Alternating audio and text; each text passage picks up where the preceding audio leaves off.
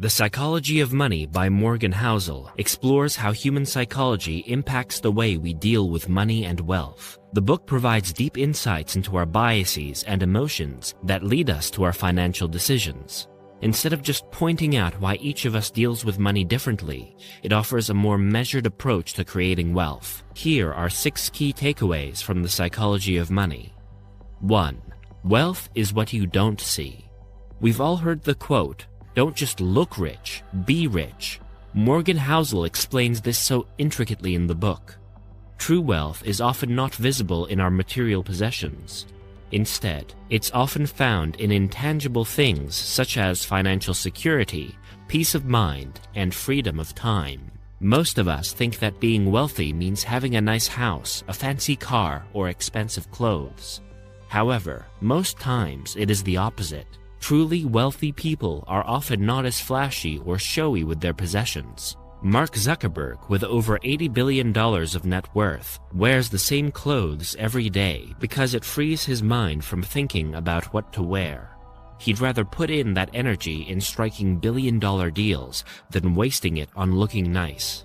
For him, expensive clothes are a hassle, while simple clothes give him freedom.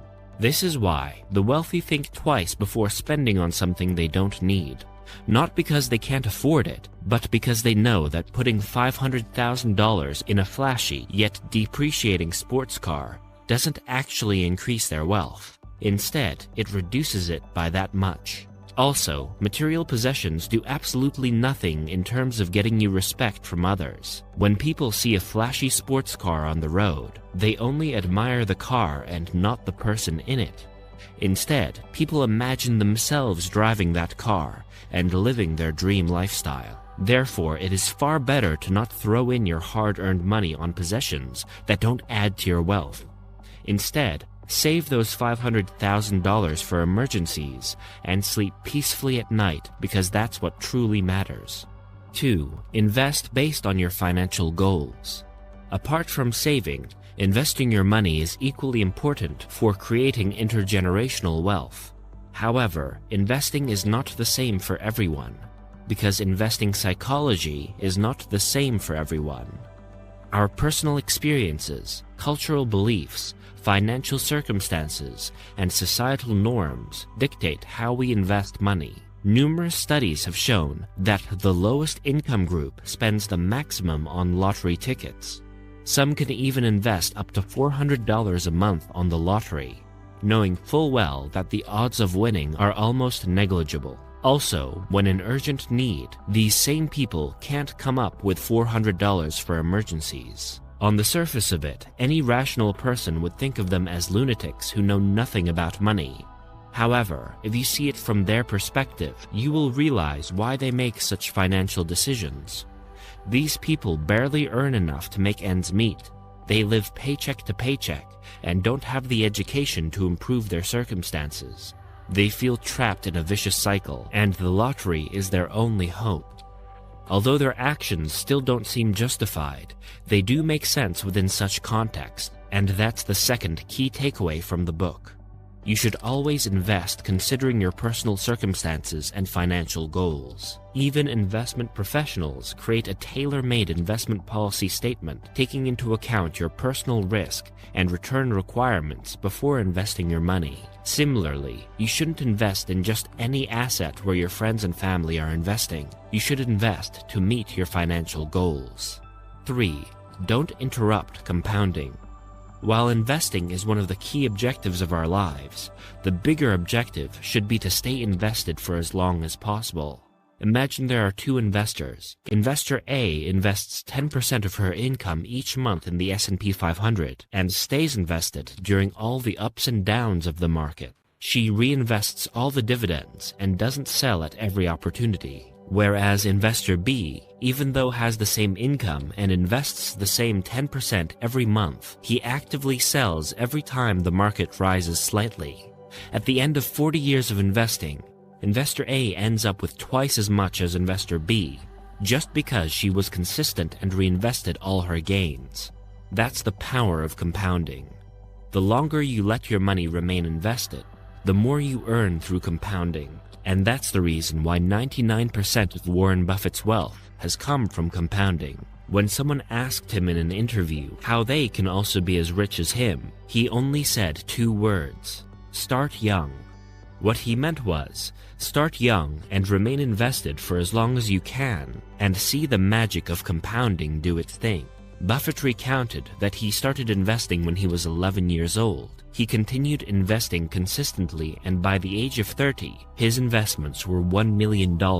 However, after 50 years of age, his investment started growing tremendously. It grew to a whopping $84.2 billion, of which $81 billion came only after he was 60. So, the longer you stay invested, the better your returns compound.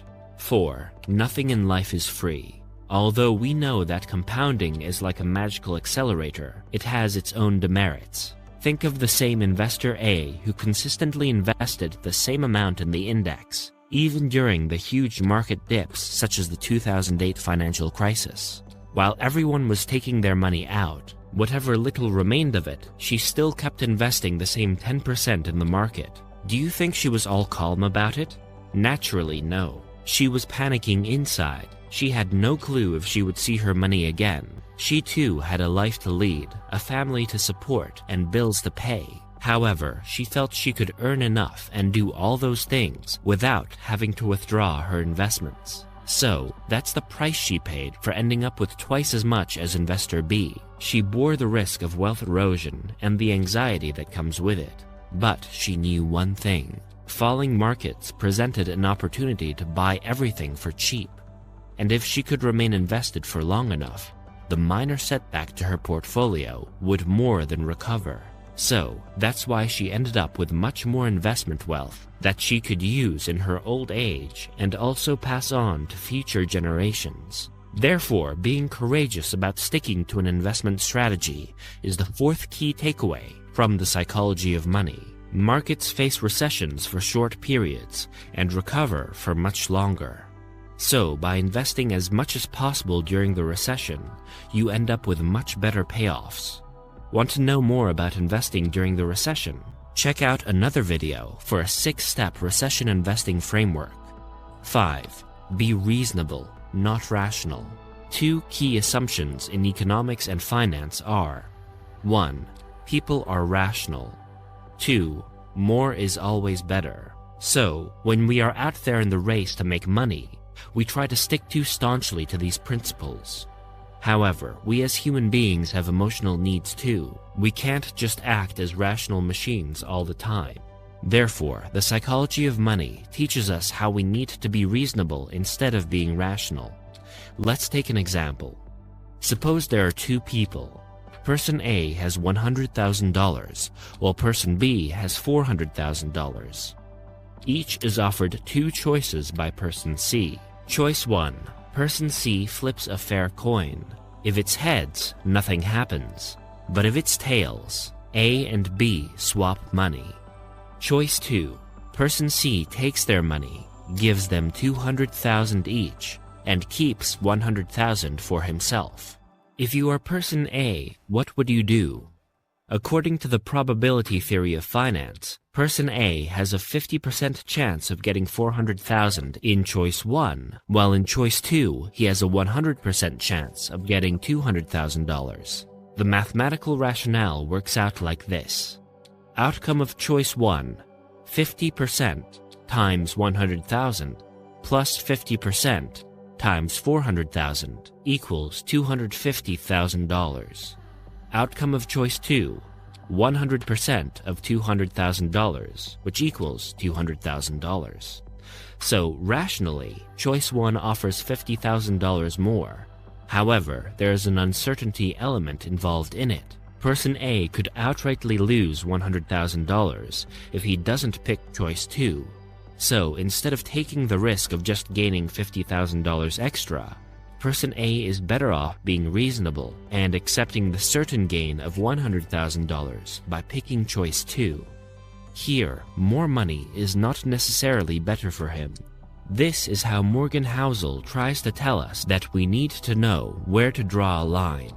When to say enough is enough. There will always be a bigger fish, someone earning more than you in some other part of the world. However, if you live a happy life where all your needs are getting met, all your bills are getting paid, and your future is secured, the little extra money at the cost of losing everything you have is not worth it. 6. Have a plan B. Finally, the last takeaway from the book is to be prepared for the future. In finance circles, events such as the 2008 global financial crisis, the 2009 Eurozone crisis, and COVID-19 pandemic are called black swans. These outlier events are unpredictable, and we as human beings can only see the signs of such crises in hindsight. No one knows when such a crisis erupts, so we need to have sufficient resources to be able to emerge unscathed. This is why we need to have a plan B if not everything goes as planned. We need to follow certain thumb rules that can help us bear through tough times as smoothly as possible.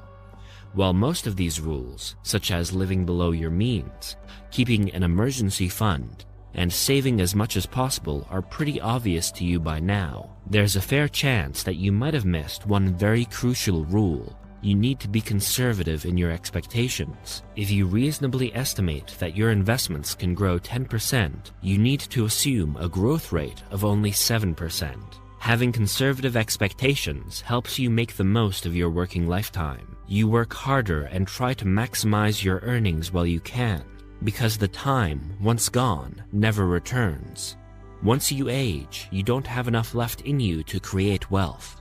Therefore, keeping the conservative hat on not only ensures you have enough to lead your life comfortably, but also bear through unforeseeable tough times without denting your lifestyle too much.